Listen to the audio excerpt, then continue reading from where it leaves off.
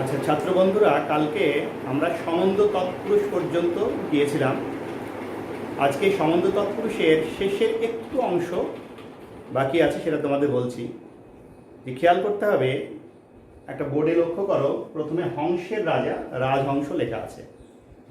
তো এক্ষেত্রে কি দেখা যাচ্ছে যে সম্বন্ধ পদের এই বিভক্তিযুক্ত পদটির পরনিপাত ঘটছে, অর্থাৎ আগের পদটা পরে চলে যাচ্ছে। কিরকম? হংসের রাজা রাজহংস, তো নিয়ম অনুযায়ী হওয়া উচিত ছিল হংসরাজ, কিন্তু তা নয়, এটা হংসের রাজা, হংসটা পরনিপাতের নিয়ম অনুযায়ী পরে চলে যাচ্ছে। তো অনুরূপভাবে পথের রাজা রাজপথ, আবার রোগের রাজা রাজরোগ।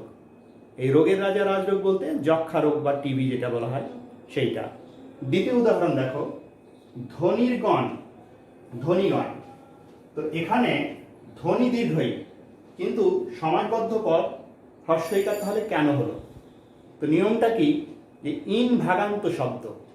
ইন ভাগান্ত শব্দ বলতে যে শব্দের শেষে ইন রয়েছে, যেমন ধনিন থেকে ধনী, ওরকম গুণিন থেকে গুণী।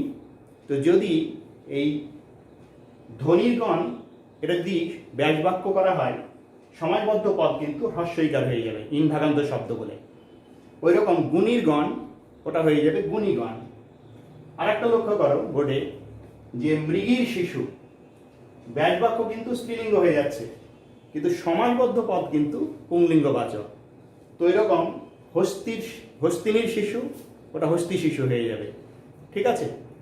তো চতুর্থ উদাহরণ দেখো, যদি স্ত্রীবাচক পদ হয়, কালী স্ত্রীবাচক, এক্ষেত্রে যখন সমাজবদ্ধ পদ হয়ে যাবে কালীর দাস, এখানে কিন্তু কালিদাস হস্যিকার হয়ে যাবে।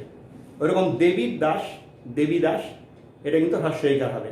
তবে চণ্ডীর দাস, এটা কিন্তু দুটো বানানই চলে, চণ্ডীদাস দীর্ঘইও লিখতে পারো, চণ্ডীদাস হ্রস্বইকারও লিখতে পারো। আর একটা উদাহরণ দেখো, কালীর পদ, এটা কিন্তু পদ শব্দ রয়েছে বলে এটা কিন্তু কালীপদ, এটা কিন্তু দীর্ঘই থেকে গেল, এটা কিন্তু হ্রস্বইকার হলো না। এই কালিদাস আর কালীপদ, এটা কিন্তু অনেকে গোলমাল করে ফেলে, এটা কিন্তু একটু খেয়াল রাখবে তোমরা। এরপরে আমরা আসছি এবার নতুন একটি সমাসে, তৎপুরুষেরই আরেকটি ভাগ, যে নং তৎপুরুষ। এরপরে আমরা নং তৎপুরুষ কাকে বলে সেটা আগে জানব। তো যে তৎপুরুষ সমাসের পূর্ব পদটি নিষেধার্থক বা নঙর্থক অব্যয়, নাবাচক, তাকেই নং তৎপুরুষ সমাস বলা হয়। ব্যাসবাক্যে কি করতে হবে? ন বা নয়, এই কথাটি কিন্তু নিয়ে আসতে হবে। একটু বোর্ডের দিকে খেয়াল করো, নয় উচিত অনুচিত, নয় ব্রাহ্মণ অব্রাহ্মণ, নয় অতি বৃহৎ নাতি বৃহৎ, নয় পাচ্য মানে সহজে যা পাচন হয় না, হজম হয় না, অপাচ্য।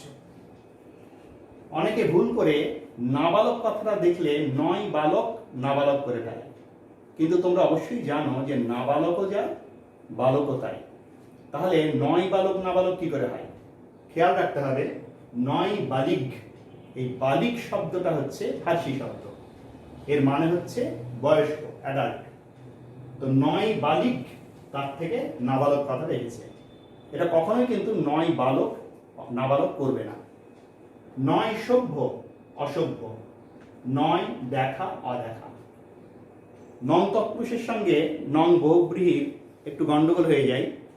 এখানে প্রথমে যে অ অথবা অন, এই যে শব্দগুলো থাকে নং তৎপুরুষে, এর মানে হচ্ছে নয়। আর নং বহুব্রীহির ক্ষেত্রে তার অর্থ হচ্ছে নাই, যেমন অজ্ঞান, নয় জ্ঞান অজ্ঞান, নং তৎপুরুষ। কিন্তু নাই জ্ঞান যার অজ্ঞান, তখন কিন্তু নঙর্থক বহুব্রীহি হবে। এই কথাটা অবশ্যই খেয়াল রাখবে, মানেটা বুঝে তবেই কিন্তু সমাসটা নির্ণয় করবে। আচ্ছা, অধিকরণ তৎপুরুষ সমাস তাহলে কাকে বলে সেটা আমাদের একটু জানা দরকার। তাহলে যে তৎপুরুষ সমাসের পূর্বপদে অধিকরণ কারকের বিভক্তি অথবা অনুসর্গ লোপ পায় এবং পরপদের অর্থ প্রাধান্য পায়, তাকেই বলা হয় অধিকরণ তৎপুরুষ সমাস। লক্ষ্য করো একটু বোর্ডের দিকে, বনে জাত, বনজাত, অর্থাৎ বনে যে সমস্ত উৎপন্ন হয় তাকে বনজাত বলি আমরা, বনজাত দ্রব্য ইত্যাদি। কাব্যে পটু, কোনো ব্যক্তি কাব্য বিষয়ে যদি দক্ষতা অর্জন করে আমরা বলি কাব্যপটু। কাব্যে পটু, কাব্য বিষয়ে তার দক্ষতা রয়েছে। সংখ্যায় গরিষ্ঠ, সংখ্যা গরিষ্ঠ, কবিদের মধ্যে শ্রেষ্ঠ। অনেকের মধ্যে শ্রেষ্ঠত্ব বোঝাতে গেলেও কিন্তু অধিকরণ তৎপুরুষ সমাস হয়। কবিদের মধ্যে শ্রেষ্ঠ, কবি শ্রেষ্ঠ। সেরকম কবিদের মধ্যে ঈশ, ঈশ বলতেও শ্রেষ্ঠ, কবিশ। নরের মধ্যে উত্তম, নরোত্তম। কিন্তু এই নরোত্তম সমাসটা কিন্তু আরো দুভাগে ভাগ করা যায়, মানে আবার দুই রকম ভাবে একে ব্যাস বাক্য করে সমাজ গঠন করা যায়। যেমন নরের উত্তম, এটা আবার সম্বন্ধ তৎপুরুষ হয়ে যাবে। আর উত্তম যে নর, এটা আবার কর্মধারায় সমাস হয়ে যাবে। আবার কোনো কোনো ক্ষেত্রে দেখা যায় যে অধিকরণ তৎপুরুষ সমাসে পূর্ব পদের পরনিপাত ঘটছে, আগের পদটি পরে চলে যাচ্ছে। একটু খেয়াল করো ব্ল্যাকবোর্ডের দিকে। পূর্বে শ্রুত, শ্রুত পূর্ব। পূর্বে অদৃষ্ট, অদৃষ্ট পূর্ব। পূর্বে অনাস্বাদিত, অনাস্বাদিত পূর্ব। পূর্বে ভূত, অর্থাৎ আগে যেটা ঘটেছে তখন আমরা বলি ভূতপূর্ব, আগে যিনি ছিলেন। যেমন ভূতপূর্ব অধ্যাপক, মানে আগে যিনি অধ্যাপনা করতেন তখন আমরা বলি ভূতপূর্ব অধ্যাপক। তো এগুলো একটু খেয়াল করবে যে পূর্বনিপাত পরনিপাতের বিষয়টা। এরপরে আমরা আসছি উপপদ তৎপুরুষ, তৎপুরুষের শেষ ভাগ। এবার আমরা সর্বশেষ উপপদ তৎপুরুষে আসছি। তাহলে উপপদ তৎপুরুষ সমাস কাকে বলে? উপপদের সঙ্গে কৃদন্ত পদের যে সমাস তাকে বলা হয় উপপদ তৎপুরুষ সমাস। এখন উপপদ আর কৃদন্ত পদটা তা একটু জানা দরকার তোমাদের, যে উপপদ হচ্ছে কৃদন্ত পদের যে পূর্বপদ অর্থাৎ বিশেষ্য পদ। আর কৃদন্ত পদ শুনেই বুঝতে পারছো যে কৃত যুক্ত অন্ত, কৃদন্ত অর্থাৎ যার শেষে কৃত প্রত্যয় রয়েছে, অর্থাৎ ক্রিয়াসূচক পদ। অর্থাৎ পূর্বপদ বিশেষ্য আর পরপদ হচ্ছে ক্রিয়াসূচক পদ। সেই জন্যই বলা হচ্ছে উপপদের সঙ্গে কৃদন্ত পদের যে সমাস তাকে বলা হয় উপপদ তৎপুরুষ সমাস। একটু বোর্ডের দিকে খেয়াল করো। নিশাই চরে যে, নিশাচর। পূর্বপদ নিশা, বিশেষ্য চর, এই চর কথাটা কৃদন্ত পদ, চরযুক্ত অপরে চর এসেছে। তো সুতরাং পূর্বপদ হচ্ছে উপপদ বিশেষ্য আর পরপদ চর, এটা হচ্ছে কৃদন্ত পদ। তাহলে নিশাই চরে যে, নিশাচর। সেরকম খ মানে হচ্ছে আকাশ, খ এ অর্থাৎ আকাশে চরে যে পাখি ইত্যাদি। খচর বলা উচিত, কিন্তু এখানে খেচর বলছি। আসলে এই একারটা এখানে লোপ পেল না, এই জন্য অলোপ সমাস। এটা আমি অলোপ সমাস যখন বলবো তখন এটা বলবো আবার। তাহলে খ এ চরে যে, খেচর। গিরিতে শয়ন করেন যিনি, গিরিশ। বানানটা লক্ষ্য করো, দুটোই হ্রস্বীকার। গিরিতে শয়ন করেন যিনি অর্থাৎ মহাদেব। তাহলে এখানে তালবস্যটা সে ধাতু অর্থাৎ শয়ন করা অর্থে এই সে ধাতুটা এখানে ব্যবহার করা হয়েছে, সেই জন্য এটা উপপদ তৎপুরুষ হলো। কিন্তু এই গিরিশের মাঝে যদি দীর্ঘইকার হতো তাহলে হতো কি গিরিশ অর্থাৎ হিমালয় হতো। সেটা সমাস কি হতো? গিরির ঈশ অর্থাৎ সম্বন্ধ তৎপুরুষ। অন্যভাবেও বলা যায় যে গিরির ঈশ যিনি, তাহলে আবার বহুব্রীহি হতো। এটা কিন্তু একটু খেয়াল রাখবে যে বানানটা দেখে তবেই কিন্তু সমাসটা নির্ণয় করবে। অগ্রে জন্মে যে, অগ্রজ। ওই রকম পঙ্কে জন্মে যে বা পঙ্কে জন্মে যা, পঙ্কজ। পঙ্কযুক্ত জন যুক্ত ড প্রত্যয় করে পঙ্কজ। পঙ্ক উপপদ আর জন ধাতু যুক্ত ড করে এই যে জ এটা পেলাম, এটা হচ্ছে কৃদন্ত পদ। গণিত জানেন যিনি, গণিতজ্ঞ অর্থাৎ গণিত বিষয়ে অভিজ্ঞ বা বিশেষজ্ঞ। গৃহে থাকেন যিনি বা গৃহে থাকে যে, গৃহস্থ। বাস্তু হারিয়েছে যে, বাস্তুহারা। উদ্বাস্তু প্রকৃতির মানুষ, যাদের ঘর বাড়ি নেই, সেই অর্থে বাস্তুহারা বলা হচ্ছে। এটা অবশ্যই ভালো করে খেয়াল করবে যে উপপদ তৎপুরুষের সঙ্গে অনেক সময় গুলিয়ে যায় কর্মধারয় সমাসেরও। কীরকম? যদি দেখা যায় যে পরপদ কৃদন্ত পদ না হয়ে যদি পূর্বপদ কৃদন্ত পদ হয় তাহলে কিন্তু উপপদ তৎপুরুষ হবে না। যেমন উড়োজাহাজ, উড়ে চলে যে জাহাজ। এখানে কিন্তু উড়ো এই কথাটা কৃদন্ত পদ কিন্তু পূর্বে আছে, এটা কিন্তু কর্মধারয় সমাস হবে। ওরকম ডুবো জাহাজ, ডুবে চলে যে জাহাজ। ঠিক আছে, এটা কিন্তু খেয়াল রাখবে তোমরা। ঠিক আছে, পরে আমরা আসছি নতুন একটি সমাসে। এরপরে আমরা প্রবেশ করছি অব্যয়ীভাব সমাসে। যে অব্যয়ীভাব সমাস কাকে বলে সেটা আগে একটু জানা দরকার। যে পূর্বপদ অব্যয়ের সাথে পরপদ বিশেষ্যের যে সমাস হয় তাকে বলা হয় অব্যয়ীভাব সমাস। আর এই সমাসে অব্যয়েরই অর্থ প্রাধান্য। বিভিন্ন অর্থে তোমাদের অব্যয়ীভাব সমাস হতে পারে। সামীপ্য, অভাব, বিপসা, অনতিক্রম, সাদৃশ্য, সীমা ও ব্যাপ্তি, যোগ্যতা, ক্ষুদ্রতা, সম্মুখ অর্থে, বিভিন্ন অর্থে। বোর্ডে একটা করে উদাহরণ লেখা আছে, দেখো। সামীপ্য অর্থে কুলের সমীপে উপকূল, ওইরকম অক্ষির সমীপে সমক্ষ, গঙ্গার সমীপে মানে গঙ্গার কাছাকাছি অনুগঙ্গ, কণ্ঠের সমীপে উপকণ্ঠ, নগরীর সমীপে উপনগরী, সকালের কাছাকাছি সকাল নাগাদ, অনেক সময় বলা হয় সকাল নাগাদ তোকে আমি বইটা পৌঁছে দেব, দুপুরের কাছাকাছি দুপুর নাগাদ। তারপরে দেখো অভাব অর্থে অব্যয়ীভাব সমাস হয়। ভিক্ষার অভাব, দুর্ভিক্ষ, অর্থাৎ যে সময় ভিক্ষাও মেলে না। তারপরে অনেক সময় নাটক যদি থাকে, না হাইফেন টক, অনেক ছেলে খেয়াল করে না, তখন টকের অভাব নাটক একসঙ্গে লিখে দেয়, ওটা কিন্তু করবে না। নাটকটা হচ্ছে না হাইফেন টক, টকের অভাব না টক, অর্থাৎ টক নাই যাতে এরকম। তারপরে ভাতের অভাব হাভাত, বন্দোবস্তের অভাব বেবন্দোবস্ত। কোনো সভা সমিতিতে গিয়ে দেখা যাচ্ছে বিশৃঙ্খল অবস্থা, বা কোনো অনুষ্ঠান হবে, নাটক প্রভৃতি হবে, সেক্ষেত্রে দেখা যাচ্ছে ঠিকমতো স্টেজ হয়তো সাজানো হয়নি, পাত্রপাত্রীরা ঠিকঠাক হয়তো উপস্থিত হয়নি, তখন আমরা দেখি কি যে বন্দোবস্তের অভাব, তখন আমরা বলি যে বেবন্দোবস্ত একেবারে। মিলের অভাব গরমিল। অনেক সময় বেদানা কথাটা শুনলে অনেকে মনে করে কি দানা নেই, কিন্তু বেদানায় আমরা জানি প্রচুর দানা রয়েছে। এটা কিন্তু নয়, মানে বেদানা ওইভাবে কিন্তু সমাস করাই যাবে না। মূল শব্দটা হচ্ছে বেদানহ, ফার্সি শব্দ বেদানহ, তার থেকে বেদানা, তো বেদানার সমাস কখনই করতে যাবে না কিন্তু। তারপরে দেখো বিপসা অর্থে, পুনঃ অর্থে আর কি, বিপসা পুনঃ, রোজ রোজ হর রোজ, মানে প্রতিদিন বোঝাতে গেলে এই হর রোজ কথাটা আমরা ব্যবহার করি, যে হর রোজ তুই দেরি করে আসছিস। ওরকম জনে জনে, জন প্রতি বা প্রতিজন বা জন পিছু, গৃহে গৃহে প্রতি গৃহ, মাসে মাসে প্রতি মাস বা ফি মাস।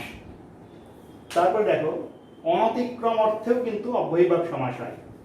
শক্তিকে অতিক্রম না করে যথাশক্তি, রীতিকে অতিক্রম না করে যথারীতি, নিয়মকে অতিক্রম না করে নিয়ম মাফিক, রুচিকে অতিক্রম না করে যথারুচি, ইচ্ছাকে অতিক্রম না করে যথেচ্ছ, ইষ্টকে অতিক্রম না করে যথেষ্ট।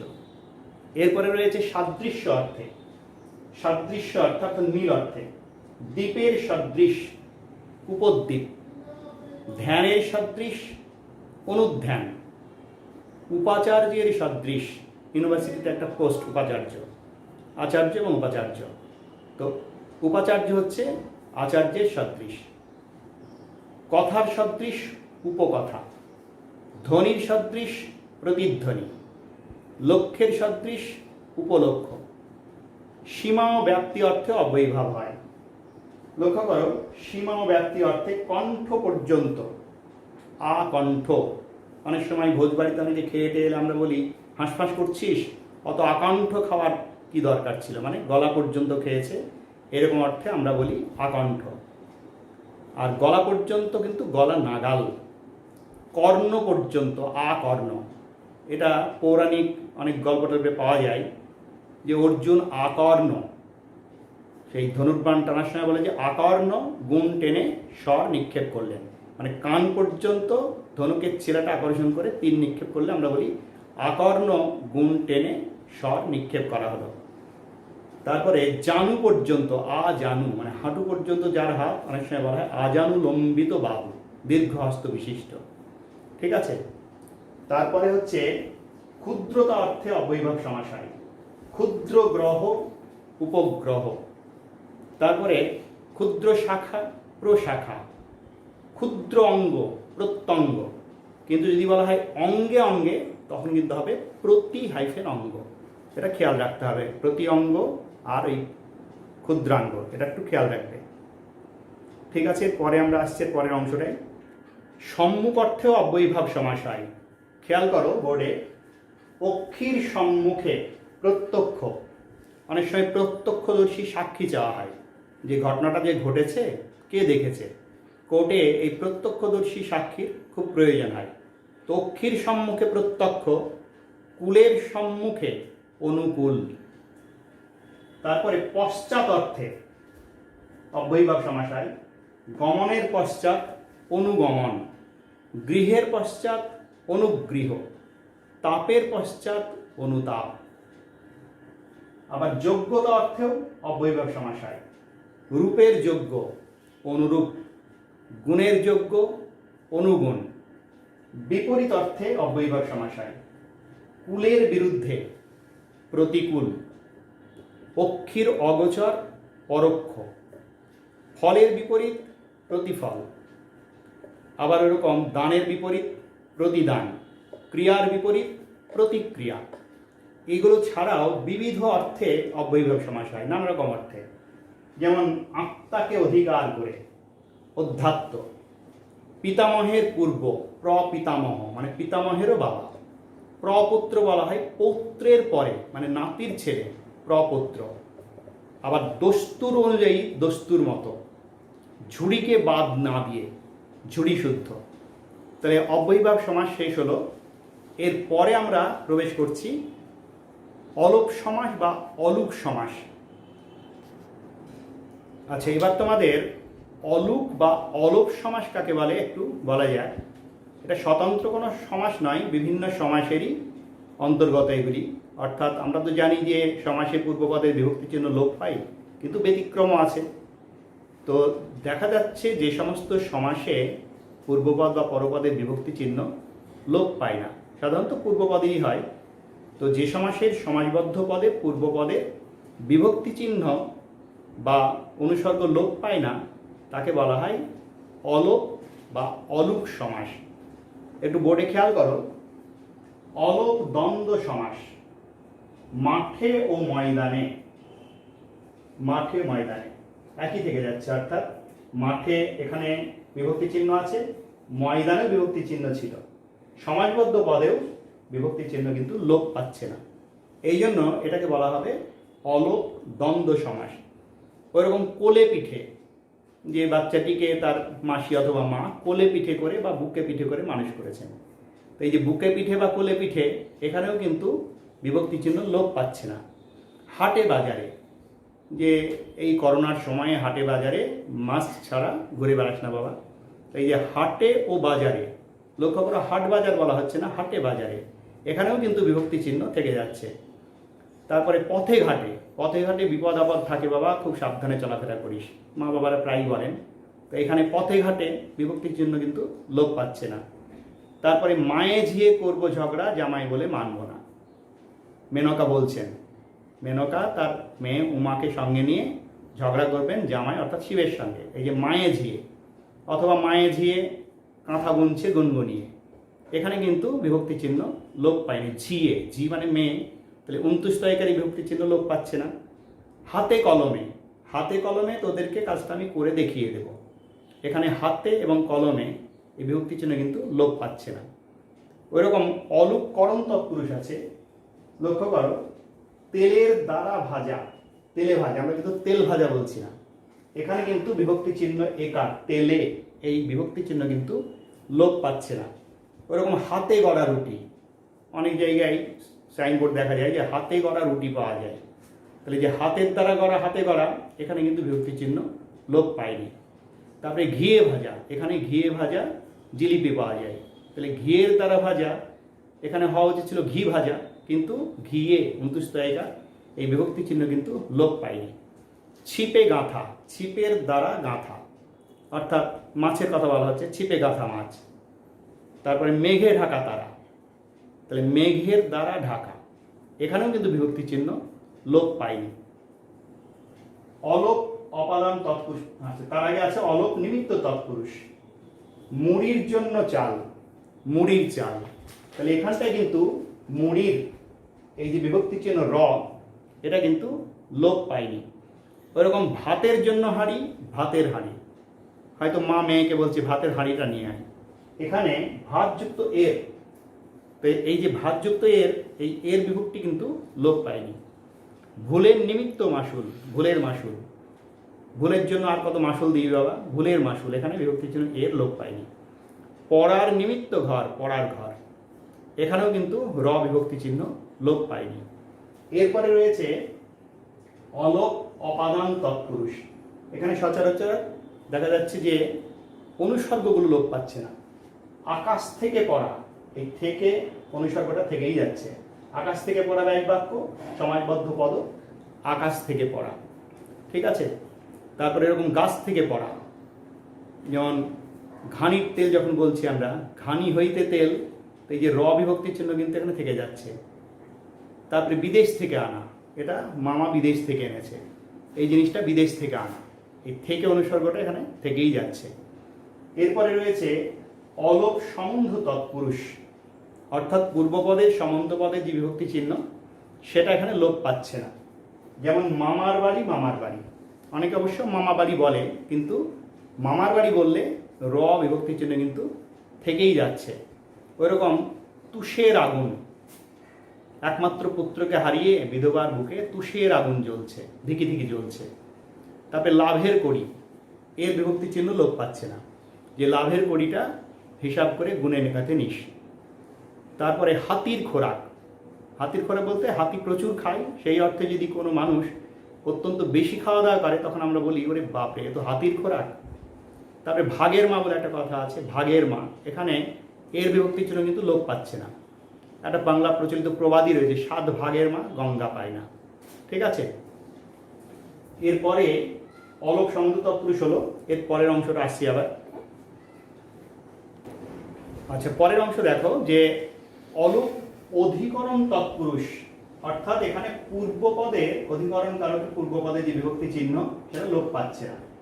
দিনে ডাকাতি, তাহলে হওয়া উচিত ছিল বিভক্তি চিহ্ন লোপ পেলে দিন ডাকাতি, আমরা তো দিন ডাকাতি কথাটা বলি না, আমরা বলি দিনে ডাকাতি।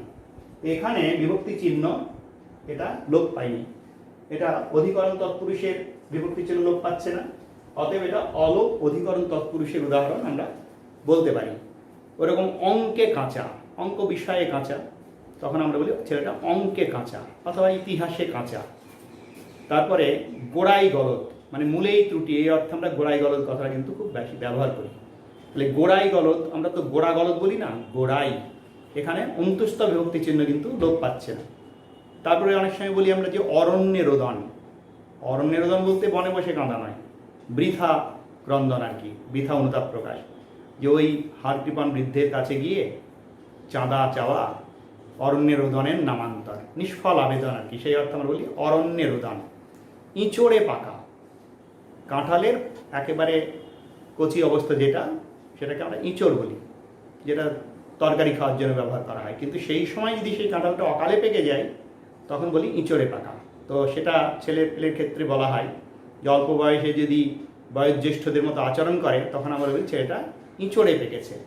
তাহলে হওয়া উচিত ইঁচড় পাকা, কিন্তু ইঁচড় পাকাও বলা হয়, কিন্তু ইঁচড়ে পাকা কথাটা যখন ব্যবহার করি তখন কিন্তু অলোপ সমাস হবে।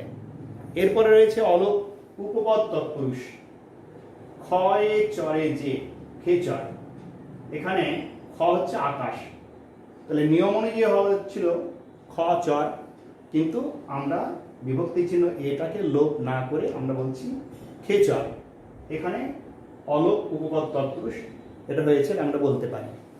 এছাড়া রয়েছে আরও কয়েকটা উদাহরণ, অন্তে, অন্তে মানে হচ্ছে গুরুগৃহে, অন্তে বাস করে যে, আর্য যুগে কি হতো যে গুরুগৃহে ছাত্রেরা তারা থেকে পড়াশোনা করত, অন্তেবাসী, অন্তে বাস করে যে, সেই অর্থে শিষ্যদের বলা হতো অন্তেবাসী। কলেজে পড়েছে যে, কলেজে পড়া, কলেজে পড়া ছেলে সেই জন্য বাজারের ব্যাগ হাতে করে যেতে লজ্জা পাচ্ছে, তো এখানে কলেজ পড়া বলছে না, কলেজে পড়া, শেষের বিভক্তি কিন্তু থেকে যাচ্ছে। ওরকম জালে পড়া, মাছটা জালে পড়েছে, অনেক সময় বলা হয় যে গোয়েন্দা পুলিশের জালে পড়েছে রুই কাতলা, এখানে রুই কাতলা বলতে বড় দাগি অপরাধী। এরপরে রয়েছে শেষে অলোপ বহুব্রীহি সমাস। লক্ষ্য করো, মুখে ভাত দেওয়া হয় যে অনুষ্ঠানে, মুখে ভাত, তাহলে এই যে মুখে, এই বিভক্তি চিহ্নটা কিন্তু লোপ পায়নি। ওরকম গায়ে হলুদ দেওয়া হয় যে অনুষ্ঠানে, এটাকে বলা হয় অনুষ্ঠানবাচক বহুব্রীহি বলা যেতে পারে। তো অলোপ অনুষ্ঠানবাচক বহুব্রীহি। তারপরে মুখে মধু যাহার, মুখে মধু। হাতে খড়ি দেওয়া হয় যে অনুষ্ঠানে, হাতে খড়ি। তো ছাত্র বন্ধুরা, আজকে এই পর্যন্তই। পরের দিন আমি বহুব্রীহি সমাস সম্পর্কে আলোচনা করব তোমাদের।